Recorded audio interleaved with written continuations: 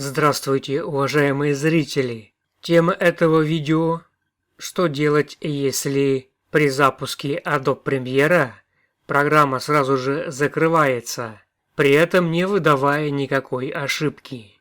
Итак, давайте разбираться с самого начала. Ситуация такая. Допустим, вы переустановили Windows. У вас на ПК в папках с программами лежит уже проверенный инсталлятор Adobe Premiere, который раньше всегда работал. Вы им уже пользовались ранее, он проверенный и надежный. Вы, как обычно, установили Adobe Premiere с этого проверенного инсталлятора, но наблюдаете такую картину. Adobe Premiere при попытке запуска закрывается, причем закрывается, как будто сворачивается в трей, то есть никакой ошибки не выдает. Он крашится, то есть автоматически закрывается. Что вы делаете первым делом? Правильно, пытаетесь найти новую, более свежую версию Adobe Premiere.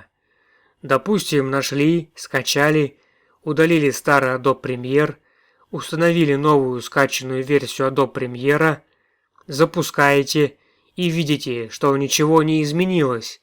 Программа снова крашится. Теперь давайте решать эту проблему. Для этого строго придерживайтесь данного алгоритма действий. Первый ваш шаг. Это нужно удалить ту версию Adobe Premiere, которую вы установили ранее. Правильно удалить.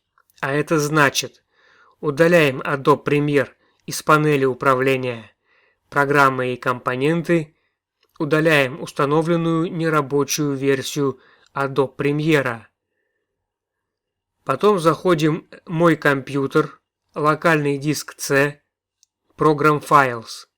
Находим там папку Adobe и удаляем ее. Теперь внимание!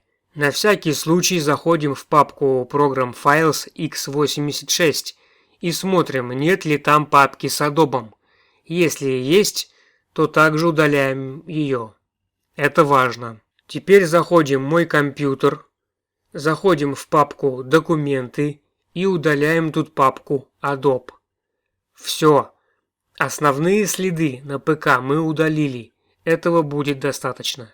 Второй шаг.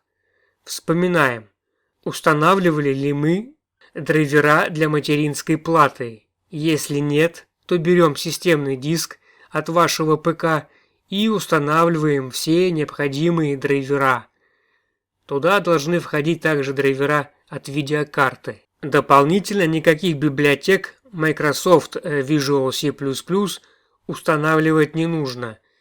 Все необходимые для работы Adobe Premiere библиотеки установятся автоматически при установке самого Adobe Premiere. И последний, третий шаг. Скачиваем инсталлятор по ссылке в описании под видео. Теперь постойте. Не торопитесь делать поспешные умозаключения.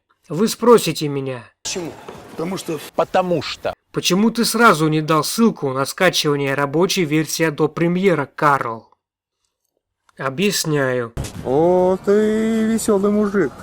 Если вы не выполните предыдущие два шага, то высока вероятность того, что пройдя по ссылке и скачав Adobe Premiere, не факт, что он у вас запустится. Поэтому все логично и все правильно. Кстати, когда вы перейдете по ссылке, вы увидите видео, и в нем автор подробно объяснил, как скачивать рабочую версию Adobe Premiere. А теперь на сладенькое. Я вам оставил еще кое-что. Это притча, это сказка. В чем, собственно, причина того, что ваш старый Adobe Premiere, который раньше всегда работал, сейчас вдруг перестал работать? Причина здесь, скорее всего, в железе вашего компьютера.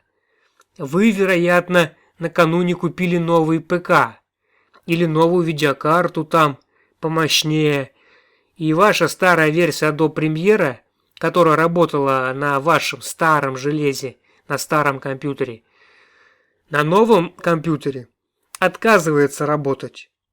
Так или не так? Пишите свои комментарии, а что вы думаете стало причиной внезапного отказа вашей старой версии Adobe Premiere. Итак, друзья, подведем итог. Я все проверил по данной методике, все работает. И вам желаю, чтобы у вас все заработало, и вы продолжали заниматься своим любимым делом, а именно радовали нас своим новыми видео на YouTube. Ну а я с вами надолго не прощаюсь. Я надеюсь очень, что следующее видео будет не за горами. Всем спасибо, всем пока. Ну что вы, даю честное, благородное слово. Спасибо, спасибо. Что вы, что вы, что вы? Алло?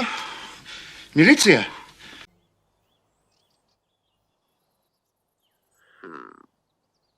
Пациент скорее мертв, чем жив.